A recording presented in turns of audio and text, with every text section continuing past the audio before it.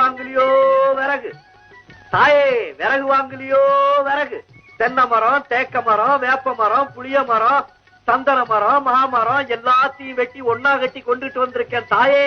விறகு வாங்கலையோ விறகு. ஏன்பா விறகு விலை கொடுத்து வாங்குற அளவுக்கு நிலைமை வந்துருச்சா? என்ன தாயே பண்றது, காலம் கட்டு போச்சு. சரி சரி, விறகு என்ன விலை? அதிகம் இல்ல தாயே, 10 வராக.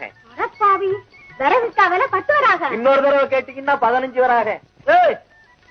விறகுக்கு தான் விலை சொல்றியா இல்ல உனக்கும் சேர்த்து விலை சொல்றியா? என்ன விலை கொடுத்து வாங்க உங்க தாத்தனாலையும் முடியாதா? 15 விறகம் கொடுத்து வாங்குற அளவுக்கு உன் விறகுன்னு அவ்வளவு உயர்வா? ஐயா, இதுல ஒரு விறகு எடுத்து வச்சா உங்க வீட்டு கல்யாணத்தை முடிச்சு விடலாம். இன்னொரு விறகு எடுத்து வச்சா உங்க கதையே முடிச்சு விடலாம். சிரிக்கிறியா? கட்டையில போறவன் என்ன பேச்சு பேசுறான் பாத்தியா? வாயா இங்க, வாயா. ஏப்பா, நீ என்ன விறகு வைக்கிற ஆள் தானா?